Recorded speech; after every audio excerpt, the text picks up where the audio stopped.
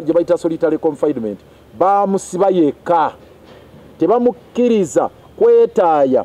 ng'amateeka bwe galagira nti omusango tegunnamusinga waliwo ze bayita pre-trial rights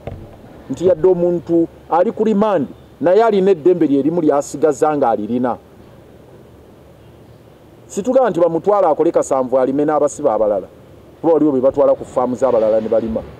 era abasayija n'akikola n'amutwala ku faamu y'omuntu omu eyo simanyi alima ku Misiri ajja kutweba endegera naye tugamba bamukkirize waakiri anyumyeko n'abasiba abalala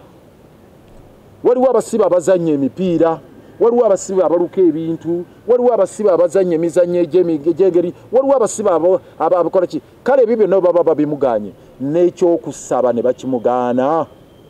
kubanga olw'essande baali mulese n'agenda mu kanisa oba baali mulese n'asaba ennaku endala zonna z'abayagadde baabimulemesa so ebyo byonna twagala obbirwanirira okulaba nga rights azifuna ekisembayo kyekyerekutwa commission olwaleero etandisa exercise yaayo eya okuzza obuzzi ya register era bagamba abantu mujje mwenna mugende mwewandiisiriza buli omu abaagala okukyusa polling station abapya mujje abakola ki n'ebintu bibiri ffe ebitwenyamiza ekisooka electoral commission we yafulumiza amawulire mu kaseera ke kamu nti enju yaabwe eri ku muliro nti obubbi obuli mu electoral commission tebabulabangako bo bennyini be babulangiridde okusinziira ku lipoota ya auditor general era ne bagamba abo tiimu simanya ba Leonard Mulekwa baani nti abo tubakususpend tebabakutte bakutwala mu kaguli ne sente ezimu ezaalikoze ku mirimu gino ne bagala zaabulankanyizibwa mu electoral commission kakati ke kaseera ke kamu abali enju ng'eri mu nsasagge erimu obubbi bwe boogerako ate baga nti bagenda mu exercise okakasa otya eggwanga nti kyogenda okukola kiri credible era ffe oyagala tukole ki mu mbeera eyo ekyokubiri ffe kitukwatirako ddala nga PFF kwe kuba nti certificate yaffe okutuusa kati batukandaaliriza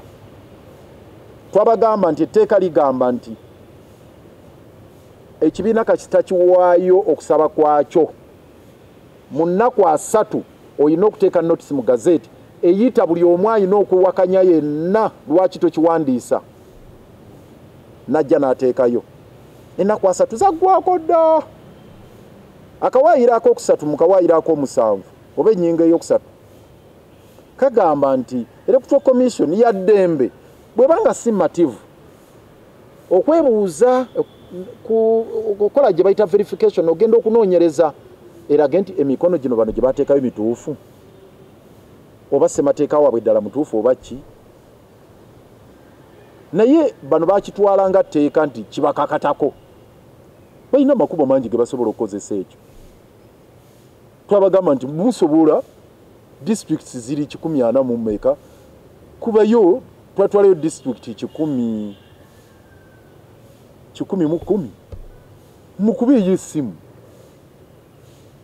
mukube ey'essimu mubuuze nti okubayo emu 2 3 4 mu buli district nga kiwedde naye mbu bayungula tiimu zigenda ku ground ate bazituuka eyo zikwatagana ne ba RDC ne bakwatagana ne ba DISO ne ba GISO ne batandika ate kutulugunya abantu abaseetekako emikono tufuna reports okuva mu district ez'enjawulo abantu baffe ate babatiisatiisa ddala omukolo gwe waguteekamu ddala sayininga wano twaba oba ddala gwe wasayininga okakasa gwe bwe banakuteeka mu kaguli ono obinnyonnyola babatiisatiisa omuntu akugambye nze nasayininga ate omwongerako batuwandikira ebbaluwa gye buvuddeko eyo nga bagamba nti kale ba 16 bajja kuba bamaliriza 16 January ne batugamba nti tubachekingeko nga 17 certificate yaffe izo okubanga eri ready 17 ne ziyita 18 ne 19 twabadde mu weekend olwaleero manda 2 tugenda mu EC tiimu yaffe gendayo bwe batuwa certificate yaffe olwaleero nga tubabuulira ekiddako neffe tukyali awo tulinze certificate yaffe then tubabuulira ekiddako so n'olw'ensonga eyo mujja kutuwa mwakadde tumale okupushinga certificate yaffe olunaku olwaleero oba bonna bwe banagituweera tubabuulira ekiddako